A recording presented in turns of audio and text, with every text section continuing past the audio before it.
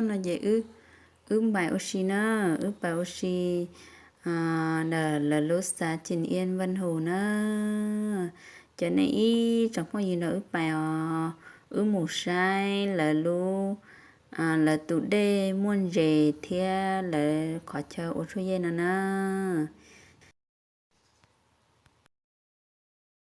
cho nên ý chẳng có gì đó sau cá đó một sai xe tụi đến đỡ muốn gì bảo lý cha nó mà thấy đó nó sai à nó cho nên đỡ vào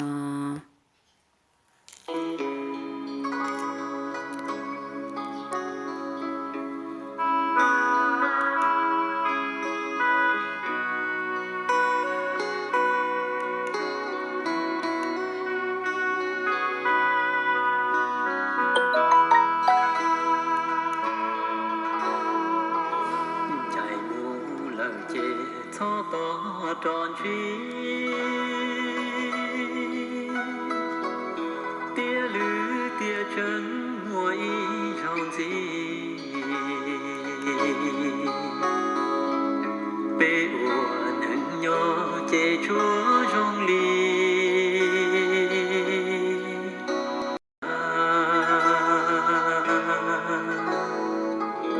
lư tia chê lư truy mua lời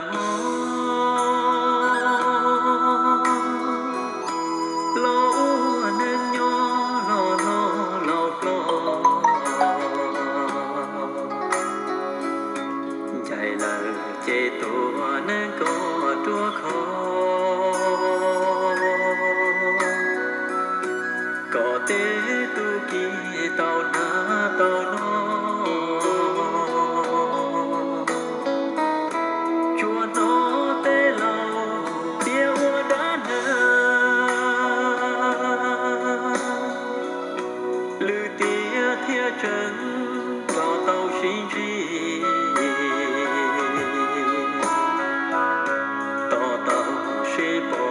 bề kế khâu đi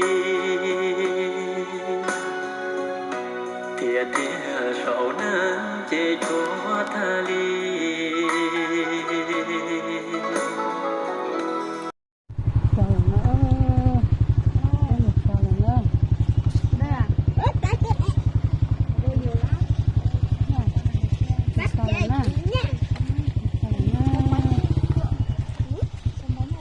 không có cái cầu ở qua để mình cho vào nè. Nó hỏng vào.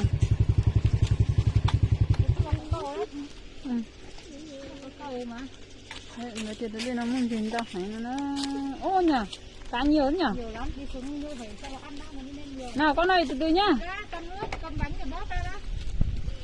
Cầm nước uống đi. Ra đây nhiều cái này nó cá về.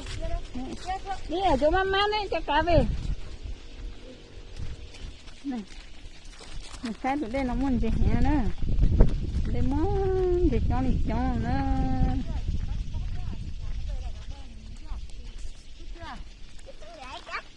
Ôi nhiều thế nhỉ. Cái này in để chị bóp nha. Ngồi đây là cá về nhá.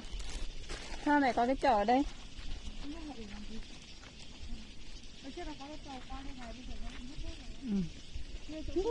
Nhiều nữa nhỉ? Quay về nhìn thấy chưa? Nó đây là cá này, nhìn thấy chưa? Đấy nha, in chị bóp nha. Ở đây là bao nhiêu? Nó nhìn thấy chưa? Nó trôi á, vắt từ trên này đi, vắt từ trên này đi, nó mới nhìn thấy. Vậy cho hay nó đấy, nó đi ăn đấy. Đây nhìn thấy, đây cho nó về đây. Cho nó xa trên này nó mới chơi xuống. Đấy. Đấy, nó nhìn thấy nó ăn rồi đấy.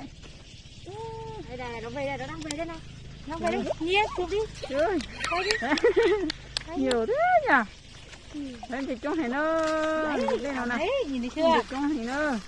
Đấy. Đấy luôn gì nó đấy, đây nó. Đây là cá tự nhiên đấy. Đấy kìa, nhiều gió. Thấy nhỉ? Thấy chưa? Không phát được chiếc kia cả máy chị. Quay thôi. Nó không phát được trực tiếp. Đấy. Ồ. Thấy chưa? Đó là kia hơn gì nó à? Nó là nhau ở đây nó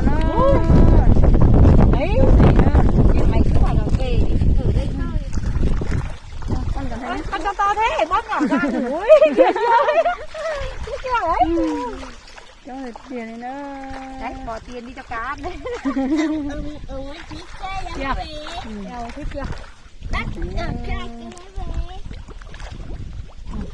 Thích chưa? Không tiền ơi, không tiền nào. Uống nước đi con. Yêu chưa? Đấy, suối cá tự nhiên của Triềng Yên đấy. Cái này là họ cấm luôn à? Không bắt được đâu. Bắt phạt đấy. Chỉ đến cho cá ăn thì được không? Hôm nay cá to không về đấy. Cho nhiều thì cá to mới về. Có cho nhiều, phải cho nhiều nhỉ? Thì đem mỗi gói bánh này thì ra cho cá đi rồi. Đấy, đi để chị đi xin cá nhé. Có cái nhà họ con là cái nhà du lịch chơi nào để đây để mua cho cá ăn nhỉ? Nhiều nhỉ? Tự nhiên đấy, có tự nhiên thôi nhá. Cá này. Đó là chiếu lên từ sáng không có oxy mà tôi Thả, thì cá thả này. thích chưa? Không uổng công đi về nhà chị lụa nữa.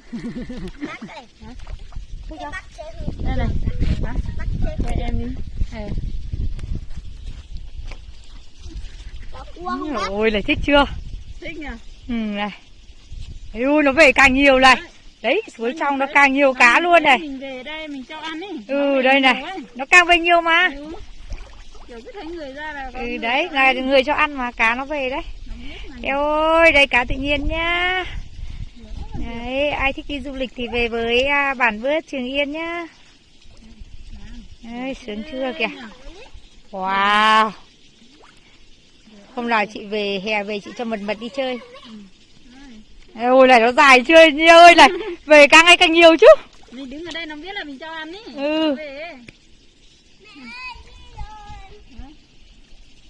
Mặc khẩu trang ra. Nóng lắm. Đây này, về đúng không? Không chuẩn bị gì đâu. Nắng thì nắng. Đấy, về đúng suối cá này đấy, mọi người nhìn thấy chưa? Xin chào mọi người nha. Đây là suối cá Triềng Yên, Bản Vướt Triềng Yên Vân Hồ nha. Nha. Cả ăn nhá. Là tự nhiên đấy, đây này. Ôi nó ra nhiều chưa? Nó ra nhiều chưa? Cái này nhân trên á, trên nhỏ khoản đây nó là từ tuần trên nó tụt đây là từ chân trên nó nè. Là tôi trong này tiêu. Có tao nó nè. Nó một xin là bố tiểu lúc rồi thì chọn chế mẹ tiêu để tiêu nó nè tôi trong phải luôn có hay nó luôn có hay là chỉ phải chế chỉ muốn mình ba thay chế thay tao mẹ đi nó xin nó để tiêu để hành nó tỉ nó không tỉ lúc rồi thì nó để hành nó một xe là uất chè theo một xe tụi để muốn trên táo thì nó chè ướt là son để non là chè ướt thay tóc cá mà nó sai nó tại vì nó ướt tôi chè mà chè chỉ còn thay nó hay là thằng nó là thay nó đâu tỉ lúc rồi mẹ ô tỉ bỏ cho kể để đâu có tỉ nó nữa thì nó sẽ một số bể trong bể ướt mà nó có thay thì đó có tôi nó sai ở nó thì nó sẽ